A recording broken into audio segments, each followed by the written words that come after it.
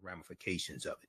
But let's look at this quickly here. So I posted this on my Facebook page, Michael Imhotep, Imhotep, and my fan page, the African History Network. And this is about Pete Hegseth, the Fox News host. And yes, he served in the military as well. But he's totally unqualified to run the Department of Defense, which is has a budget of about $900 billion a year. He's never ran any large organizations. So if we look at this here, and I posted this back on November 14th. So the current Secretary of Defense is Lloyd Austin, okay? And Lloyd Austin is a 4-star general, all right?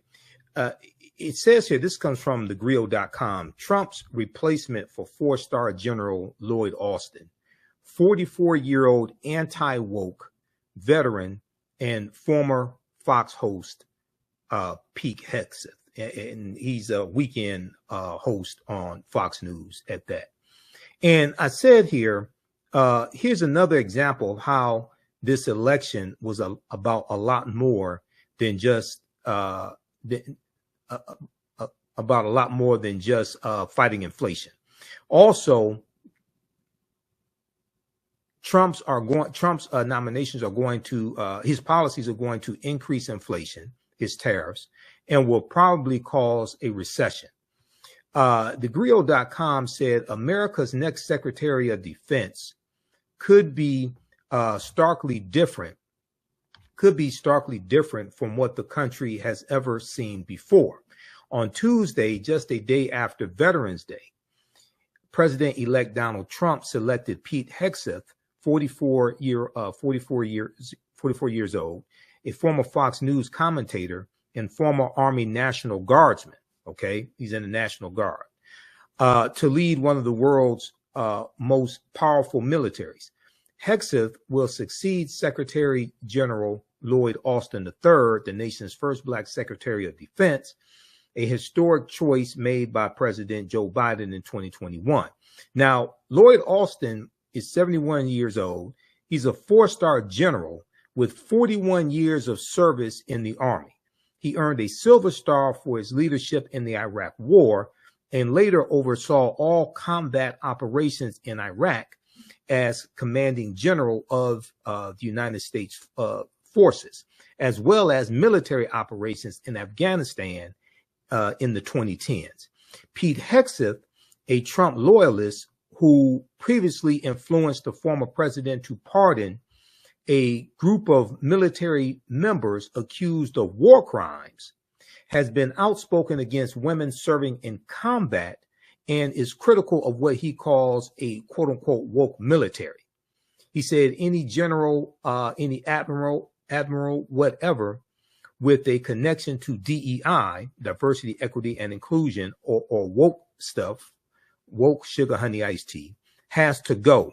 He said, he was quoted saying on a recent podcast.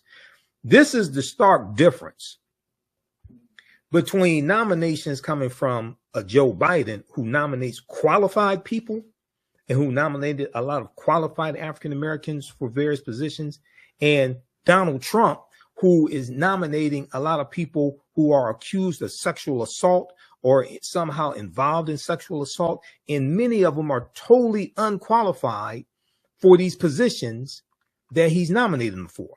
And some people are referring to this as affirmative action for white people. Affirmative action for white people, but affirmative action, a totally different type of affirmative action where you have unqualified people being nominated for positions. Okay, so let's go to, we talked about this here on Roland Martin Unfiltered on Friday with Representative Jasmine Crockett. I want to go to that clip because I asked her about this, and I'm going to let you hear a little bit of the conversation here that she had with Roland Martin. Let's go to this. We got to get past this ad here. Thank you, Mr. Chairman. Senator Duckworth, you are recognized. Thank you, Mr. Chairman. And also, Secretary Mattis had to have this waiver as well. Mr. Hegseth, this hearing is about whether you are qualified to be Secretary of Defense. And one of the qualifications, to answer my colleague's question, is to actually win the votes of every member of this committee and to be confirmed by the United States Senate. And you need to convince us that you're worthy of that vote, because the people of the state of Illinois voted for me to be their senator so that I could cast that vote when it comes to picking who is going to be the next Secretary of Defense. This hearing now seems to be a hearing about whether or not women are qualified to serve in combat, and not about whether or not you are qualified to be Secretary of Defense. And let me just say that the American people need a SecDef who's ready to lead on day one. You are not that person. Our adversaries watch closely during times of transition, and any sense that the Department of Defense that keeps us safe is being steered by someone who's wholly unprepared for the job puts America at risk, and I am not willing to do that. With that in mind, Mr. Hegseth, I want you to try to explain to the American people, this committee, who have to vote for you, and to our troops who are deployed around the world, why you are qualified to lead the Department of Defense. We already know that you've only led the largest, a 200-person organization. We already know that you so badly mangled a budget that after you left, they had to bring in a forensic accountant to figure out what went wrong, and that the largest budget you ever managed was about $18 billion. You know, that is about 51,560 times lower than the Department of Defense budget of $825 billion. $16 million is 51,568 times smaller than the defense budget. Please describe to me, Mr. Hegseth, you talk about DOD passing an audit. Please describe to me a time or an organization when that you led underwent an audit, because you say you're going to hire smarter people than you to run this audit. I'm not asking you to be an accountant.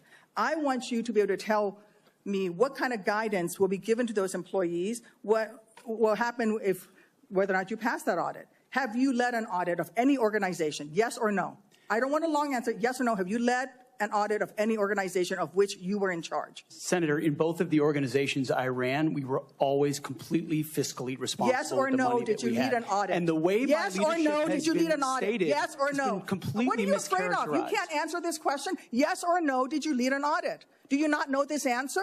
Senator, every part of my leadership of these organizations has been misrepresented. I will take that as a no. What were the findings? So there were no findings because you've never led an audit. What guidance did you give the auditors? None, because you've never led an audit. Nobody expects you to be an accountant, Mr. Hegseth. What we expect is for you to understand the complexity of this Pentagon budget process that is absolutely necessary to outfit our warfighters. Look, the Secretary of Defense is required to make quick decisions every single day that, well, with high-level information that's being provided for them. A Secretary of Defense has to have breadth and depth of knowledge. Right now, I am concerned that you have neither. Mr. Hegseth, what is the highest level of international negotiations that you have engaged in, that you have led in? Because the Secretary of Defense does lead international security negotiations. There are three main ones that the Secretary of Defense leads and signs. Can you name at least one of them? Could you repeat the question, Senator? Sure. What is the highest level of international security agreement that you have led? And can you name some that the Secretary of Defense would lead? There's three main ones. Do you know? I have not been involved in international security arrangements because I have not been in government other than serving in the military. So my job has been to no. The answer is no. Can you name one of the three main ones that the Secretary of Defense signs? You're talking about defense arrangements. I mean, NATO might be one that you're referring to.